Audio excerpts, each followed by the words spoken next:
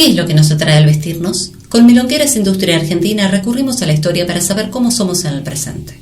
La década del 70 está asignada por el terrorismo, las guerras regionales y la crisis petrolera. Estados Unidos atraviesa el mayor escándalo de seguridad nacional al tiempo que pone en marcha el Plan Cóndor, que patrocina las sucesivas dictaduras militares de América Latina. En Argentina, Perón gana las elecciones del 73, pero fallece al año siguiente, quedando al poder Isabel, que bajo la influencia de López Rega pone en marcha el Rodrigazo y la libertad de acción a la AAA. El accionar de los sectores armados de la izquierda se radicaliza mientras se multiplican las huelgas y protestas. Varias zonas del país se militarizan en un intento de acabar con el accionar guerrillero. Montoneros y el ejército revolucionario responden con osados y cruentos atentados que precipitan la consolidación de la facción golpista de las Fuerzas Armadas. En el 76, la Junta Militar asume el poder, disolviendo el Congreso, reemplazando a la Corte Suprema e interviniendo todas las provincias. El proceso de reorganización nacional, que incluye la instauración de un sistema económico neoliberal, inicia su plan de disciplinamiento de la sociedad a través de secuestros, torturas, desapariciones y asesinatos de miles de ciudadanos a cargo de los grupos de tareas, en la que sin duda ha sido la época más oscura de nuestra historia.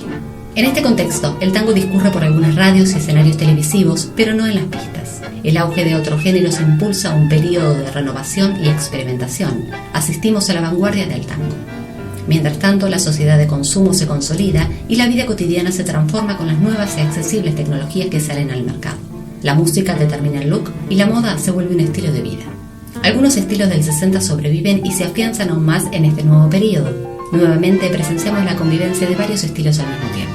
Los jeans patas de elefante comienzan a ser usados para cualquier ocasión. Camisas con cuellos grandes y en punta, suéteres en tonos subidos, faldas de todos los largos. Los hot pants son furor.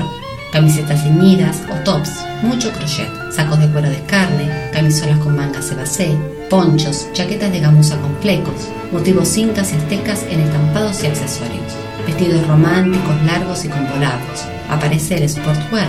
Por las noches, sedas satinadas, dorados y brillos, cinturones anchos y accesorios rústicos, sandalias con plataforma, botas, zapatos mula con suelas de madera.